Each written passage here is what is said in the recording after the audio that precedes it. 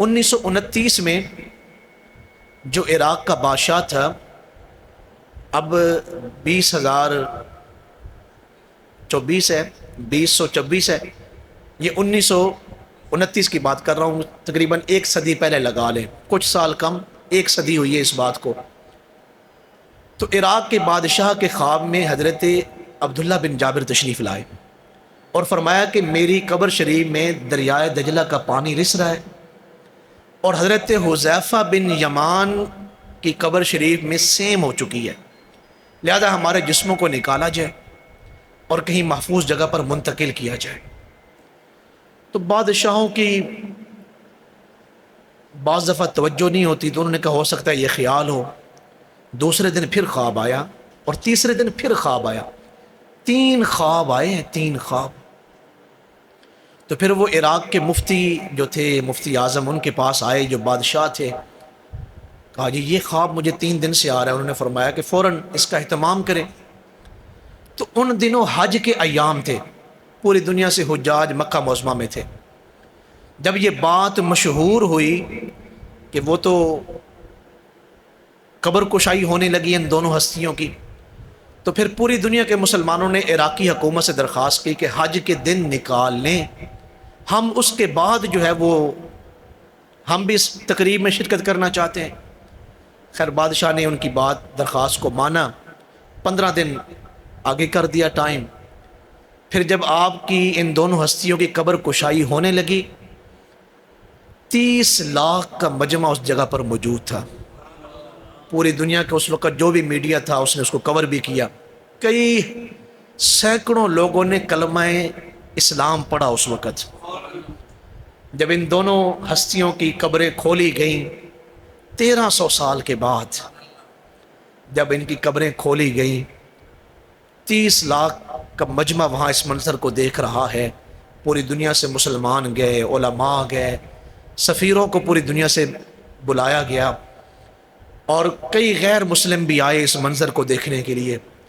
جب 1300 سال کے بعد ان ہستیوں کو ان کے مبارک مزارات سے نکالا تو ان کے کفن بھی میلے نہیں تھے ہو گئے۔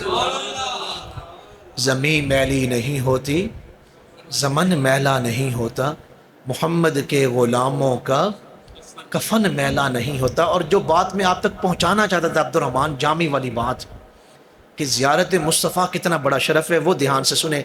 یہ لمبی بات میں نے صرف وہ بات سنانے کے لیے کی ہے۔ جو ان لوگوں نے اس وقت ان ہستیوں کی زیارت کی، تو ان ہستیوں کے رخ انور سے آپ جانتے ہیں کہ جب ہم کسی بھی میت کو دفن کرتے ہیں تو وہ گرہ کھول دیتے ہیں چہرے سے، اور چہرہ کس طرف کر دیتے ہیں؟ قبلہ رخ، اور کفن چہرے سے کیا کرتے ہیں؟ ہٹا دیتے ہیں۔ ان ہستیوں کے کفن بھی میلے نہیں تھے ہوئے، اور ان کے چہرے سے ویسے ہی کفن ہٹے ہوئے تھے۔ اور تعجب کی بات یہ تھی کہ ان ہستیوں کی آنکھیں کھلی ہوئی تھیں، حضرت حذیفہ بن یمان کی، حضرت عبداللہ بن جابر رضی اللہ تعالیٰ عنہ کی۔ اور دیکھنے والے کہتے ہیں کہ اس قدر آنکھیں روشن تھیں کہ کسی کے اندر ہمت نہیں تھی کہ ان ہستیوں کی آنکھوں میں آنکھیں ڈال کر دیکھے۔ تو علماء نے لکھا کیوں ان کی آنکھیں اتنی روشن کیوں تھی؟ اس لیے کہ ان آنکھوں نے کئی بار رخ مصطفیٰ کو دیکھا ہے، چہرہ مصطفیٰ کو دیکھا ہے۔ زمین میلی نہیں ہوتی، 13 صدیاں گزر جانے کے بعد وجود جن آنکھوں نے چہرہ مصطفیٰ دیکھا تھا، ان آنکھوں سے وہ چمک نہیں گئی۔ صرف یہ نہیں کہ کفن میلا نہیں ہوا، بلکہ جن آنکھوں سے حضور علیہ السلام کے رخ انور کا وہ ہستیاں دیدار کرتی رہی ہیں، وہ آنکھیں اس قدر روشن اور منور تھیں کہ 1929 کے لوگ جو قریب تھے ان ہستیوں کے، وہ ان ہستیوں کی آنکھوں میں آنکھیں ڈال کے نہیں دیکھ سکتے تھے، اتنی نورانی تھی۔ تو مولانا عبد الرحمن جامی نے کہا کہ جس دن دلم تازہ گشت از وصال محمد، یہ آپ کی نعت کا شعر ہے، جس دن میرے دل کو حضور کی محبت حاصل ہو گئی، اس دن سے دکھ میرے دل سے ختم ہو گئے۔ مل گئے مصطفیٰ اور کیا چاہیے، فضل رب العلا اور کیا چاہیے، دامن مصطفیٰ جن کے ہاتھوں میں ہے ان کو روز جزا اور کیا چاہیے۔ ایک دو بات آپ کی سیرت کے حوالے سے، آپ سارے جہانوں کے لیے رحمت للعالمین بن کے آئے ہیں۔ بیٹیوں کو چاہیے کہ حضور کے آنے کی وجہ سے انہیں زندگی ملی، وگرنہ تو اہل عرب جیسے ہی بیٹی پیدا ہوتی اسے زندہ دفن کر دیا جاتا۔ اور ماں باپ کو بھی چاہیے کہ وہ شکر ادا کریں حضور کی تشریف آوری پر اللہ تعالیٰ کا، وگرنہ یہی والدین تھے جو اوقاز کی منڈیوں میں بیچے جاتے تھے۔ والدین بوڑھے ہو جاتے تو انہیں اوقاز کی منڈی میں جا کے بیچ دیا جاتا۔ دنیا میں آج کون سا شخص ہے جو یہ کہہ سکے کہ میرے اوپر حضور کی تشریف آوری کا احسان نہیں؟ کون سا ایسا شخص ہے؟ اگر حضور تشریف نہ لاتے تو پھر زمانے کا حال ہی کیا ہوتا؟ پھر زمانہ ہی نہ ہوتا، زمان بھی نہ ہوتا، مکان بھی نہ ہوتا، کچھ بھی نہ ہوتا۔ حضور تشریف لائے ہیں تو سب کچھ حضور کے صدقے سے یہ رونق لگی ہوئی۔ میرے آقا کریم علیہ الصلوۃ والسلام کی سیرت طیبہ کا ایک پہلو، حضور نے قیدیوں کے ساتھ بڑا حسن سلوک فرمایا۔ قریب زمانے میں اللہ تعالیٰ ہمارے ان بہنوں کو اور بھائیوں کو آزادی نصیب فرمائے۔ فلسطین، حماس نے وہاں جو فلسطین کے عظیم جو مجاہدین ہیں، اور وہ کتنے بڑے مجاہدین ہیں کہ اسماعیل ہانیہ شہید جب ہوئے ہیں، ان کی زوجہ قطر میں ہے، اور اسماعیل ہانیہ بھی قطر میں تھے، وہ ایران میں گئے تقریب میں تو وہاں شہید ہوئے۔ آپ جانتے ہیں جو لوگ اپنے ملک سے در بدر ہیں، میرا کسی کے ساتھ جتنا مرضی اچھا تعلق ہو، میں مثال دے رہا ہوں، خالد صاحب ہیں یا رمضان صاحب ہیں، میں ان کے گھر میں کتنی دیر رہ سکتا ہوں؟ بے شک یہ مجھے محسوس نہ بھی ہونے دے، لیکن میرا ضمیر کہے گا کہ یار میں کہاں رہ رہا ہوں۔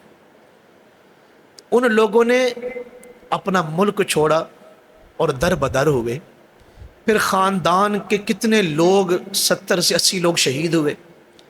پھر عظیم مرد مجاہد اسماعیل ہانیہ جب شہید ہوئے تو ان کی جب میت لائی گئی قطر میں، تو ان کی بیوی نے جب آخری دیدار کیا اپنے خامد کا، تو اس کی زبان پر جملے کون سے تھے کہ اللہ کا شکر ہے آپ نے ہمارے سر کو فخر سے بلند کر دیا، آپ نے ہمیں شرمندہ نہیں کیا۔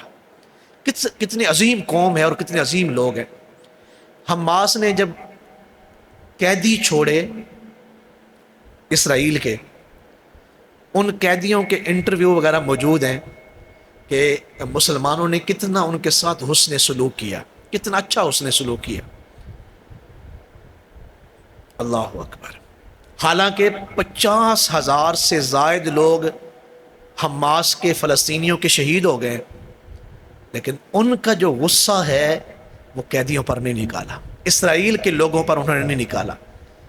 لیکن اس کے بدلے میں جب اسرائیل سے جو لوگ مسلمان فلسطینی جو وہاں سے قیدی چھوٹ کر آئے، انہوں نے بھی اپنی داستان میڈیا کے سامنے پیش کی تھی کہ ہمیں کیسے رکھا گیا۔ انہوں نے کہا گرمیوں کے موسم میں ہمارے کمرے میں ہیٹر چلا دیے جاتے تھے، اور سخت سردی میں ہمیں برف کے اوپر ڈال دیا جاتا، کبھی ہمارے جسموں کے اوپر کتے چھوڑ دیے جاتے، اور ہمیں حرام کھانا دیا جاتا جس کا انہیں پتہ تھا کہ یہ نہیں کھائیں گے مسلمان، یہ مسلمانوں کے لیے حرام ہے۔ اور کتنے ہمارے قیدیوں کے اعضاء جسم کے کاٹ لیے گئے۔ سہیل بن عمر ایک عرب شریف میں مکہ معظمہ میں اس وقت گستاخ رسول تھا، یہ بڑی فصاحت شاعر و شاعری کرتا تھا، تو یہ جہاں کہیں بیٹھتا تو حضور کے خلاف باتیں کرتا۔ ایک موقع پر پکڑا گیا، بارگاہ رسالت مآب میں لایا گیا، تو سیدنا فاروق اعظم آپ جانتے ہیں کتنے جلالی طبیعت کے تھے، انہوں نے کہا حضور مجھے اجازت دیں میں اس بدبخت کے سامنے والے دانت توڑ دوں تاکہ یہ بول ہی نہ سکے، یہ ہر چوک ہر گلی اور ہر محلے میں آپ کے خلاف بکواس کرتے ہیں، مجھے اجازت عطا فرمائیں میں اس کے سامنے والے جو دانت ہیں ان کو توڑ دوں۔ اس وقت حضور علیہ السلام نے فرمایا اے عمر، میں کسی کے اعضاء کاٹنے کے لیے نہیں آیا، وما ارسلناک الا رحمۃ للعالمین، میں تو سارے جہانوں کے لیے رحمت بن کے آیا۔ بنو قریظہ کے یہودی یہی مسلمانوں کو اپنے مسلمان ہونے پر فخر ہونا چاہیے۔ آج پوری دنیا میں بالخصوص فلسطین میں یہودی مسلمانوں کے ساتھ کیا کر رہے ہیں؟ حضور علیہ السلام کے زمانہ اقدس میں بنو قریظہ کے یہودی پکڑے گئے ایک جنگ میں، تو ان کے اوپر دھوپ کی کچھ کرنیں آ رہی تھیں، تو آقا کریم علیہ السلام نے جب دیکھا، فرمایا انہیں دھوپ میں نہ بٹھاؤ، انہیں چھاؤں میں بٹھاؤ۔ جو نبی یہودی قیدیوں کو دھوپ نہ لگنے دے، تو ہمیں فخر نہیں کرنا چاہیے کہ سب سے اولا و اعلیٰ ہمارا نبی ہے، سب سے بالا و والا ہمارا نبی۔ کتنی عظیم سیرت ہے کہ فرمایا میں کسی کے اعضاء کاٹنے کے لیے نہیں آیا، ان کے دانتوں کو کچھ نہ کہا جی، حالانکہ حضور کو بڑا غصہ تھا۔ اور پھر ارشاد فرمایا کہ انہیں دھوپ میں نہ رہنے دیا جائے۔ معجم الاوسط ایک عظیم حدیث شریف کی کتاب ہے، اس میں ایک عظیم حدیث مبارکہ ہے، آقا کریم علیہ السلام نے ارشاد فرمایا کہ جس نے کسی مسلمان کو تکلیف دی تو وہ اس بات کو جان لے اس نے مجھے تکلیف دی۔ کتنی بڑی حدیث مبارک ہے، وہ چاہے آپ کسی کو زبان سے تکلیف دیں، کسی کو جو ہے وہ اپنے رویہ سے تکلیف دیں، کسی کو ہاتھ سے تکلیف دیں۔ معجم الاوسط میں آقا کریم علیہ السلام نے ارشاد فرمایا جس نے کسی مسلمان کو تکلیف دی اس نے مجھے تکلیف دی، اور جس نے مجھے تکلیف دی اس نے اللہ کو تکلیف دی۔ یہ آپ کی عظیم زندگی کے عظیم پہلو ہے۔ میرا آقا کریم علیہ السلام، ام المومنین حضرت سیدہ عائشہ صدیقہ فرماتی ہیں حضور نے کبھی برائی کا بدلہ برائی سے نہیں دیا، ہمیشہ جس کسی کے ساتھ بھی معاملہ فرمایا ہے تو اچھائی کے ساتھ فرمایا۔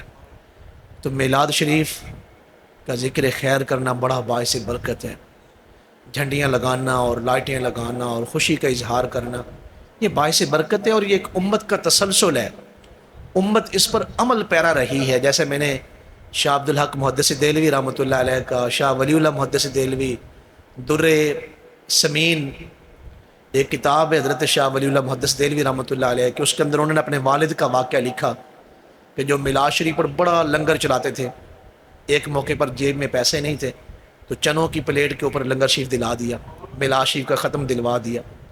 پھر ساری رات پریشان تھے کہ پتہ نہیں اس دفعہ جو لوگ اللہ کے راستے میں بانٹنے والے ہوتے ہیں اگر کبھی حالات ماڑے آ جائیں تو پریشان ہو جاتے ہیں کہ میں کیوں اللہ کے راستے میں خیرات نہیں کر رہا، چونکہ حدیث مبارک ہے کہ جس نے جو بندہ اللہ کے راستے میں خیرات دیتا ہے تو وہ خیرات اللہ کے ہاتھ پر دیتا ہے۔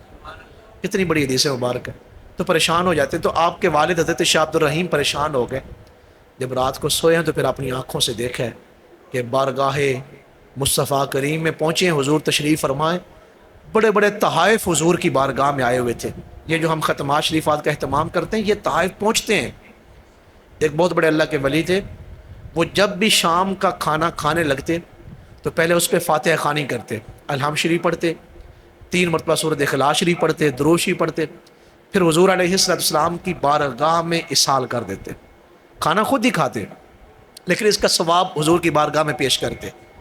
تو ایک مرتبہ حضور علیہ السلام کی زیارت نصیب ہوئی تو حضور نے ارشاد فرمایا تمہارا کھانا ہمارے پاس پہنچتا ہے، اور پھر ارشاد فرمایا صرف مجھے ہی اصال نہ کیا کریں، میری ازواج مطہرات کو بھی اصال کیا کریں۔ یہ نہیں ہے، کبھی ہو ہی نہیں سکتا کہ امتی یہاں پر پکارے، یہاں امتی حضور کے خیالوں میں ہو، حضور کی محبت میں بیٹھا ہو اور حضور کو خبر ہی نہ ہو، ایسا نہیں ہوتا۔ تو یہ محافل، اور یہ مدینہ منورہ میں ہمارے ایک ساتھی تھے، وہ کافی علیل، تو چارپائی پر بستر پر تھے، ربیع الاول شریف کا مہینہ آیا تو وہ ان کا اٹھنا بڑا مشکل تھا، لیکن ایک دوست نے ہمیں بات سنائی، وہ اٹھ کے اپنے کمرے کی صفائی کر رہے تھے 11 ربیع الاول شریف کو، تو دوست آیا، اس نے کہا تم تو یار اٹھ نہیں سکتے، تم صفائی کیوں کر رہے ہو؟ انہوں نے کہا میں مدینہ منورہ میں رہتا ہوں اور میلاد شریف کی رات آ گئی ہے، کیا خبر حضور میرے گھر تشریف لے آئے، یقیناً آپ ہر عاشق کے گھر میرے گھر میں بھی ہو جائے چراغاں۔ اس نے کہا نہیں، میں خود کو اس قابل تو نہیں سمجھتا، لیکن میں یہ جانتا ہوں کہ حضور کی رحمت بہت وسیع ہے، کیا خبر حضور کس پہ راضی ہو جائے، کس پر کرم فرما دے۔ تو یہ جو محافل کا اہتمام ہوتا ہے اور یہاں جو پیسے خرچ کیے جاتے ہیں، جو اس پر ڈیوٹیاں کرتے ہیں، چاہے وہ بچے ہوں یا بیٹیاں ہوں، بہنیں ہوں، بیٹے ہوں، بڑے افراد ہوں، جو بھی اس میں ڈیوٹی کرتا ہے وہ ایک دن امید رکھے کہ کبھی نہ کبھی حضور علیہ السلام اشارہ ضرور فرمائیں گے۔ جیسے خواجہ قمر الدین سیالوی رحمۃ اللہ علیہ، سیال شریف والے کتنے بڑے ہستی ہیں، یہ ہر محرم میں سبیل گڑ والا شربت لگاتے تھے لاری اڈے پہ، سیال شریف کے لاری اڈے پہ۔ آپ کے والد حضرت خواجہ قمر الدین سیالوی کے والد سوئے ہوئے ہیں گھر میں ظہر کی نماز کے بعد، تو دیدار مصطفیٰ ہوا اور حضور نے ارشاد فرمایا، اے میرے غلام، تمہارا بیٹا جو گڑ کا شربت بناتا ہے نا وہ بڑا میٹھا ہے۔ حالانکہ وہ شربت بانٹ کہاں پہ رہے ہیں، مٹھاس کہاں پہنچ رہی ہے؟ ٹھیک ہے، یہ اس لیے یہ محبت کے سفر ہے۔ اقبال رحمۃ اللہ علیہ نے کہا تھا، عقل قربا کن پا بھیش مصطفیٰ، حضور کی جب بارگاہ میں بات ہو رہی ہو پھر عقل کی بات نہ کریں، پھر محبت کی بات کریں۔ یہ بارگاہ محبت ہے، یہاں پر کسی کی قابلیت نہیں دیکھی جاتی کون کیا ہے، یہاں پر یہ دیکھا جاتا ہے کون کتنی محبت کرتا ہے، کس کی محبت کتنی زیادہ ہے۔ اس لیے یہ لمحے ہمارے لیے بڑے خوش نصیبی کے لمحے ہیں، اور یہ لمحے زندگی میں بار بار نہیں آتے، کیا خبر اگلے سال ربیع الاول شریف میں ہم ہوں کہ نہ ہوں۔ تو یہ جو گھڑیاں ہم حضور کی محبت میں گزار رہے ہیں یہ بڑی قیمتی گھڑیاں ہیں۔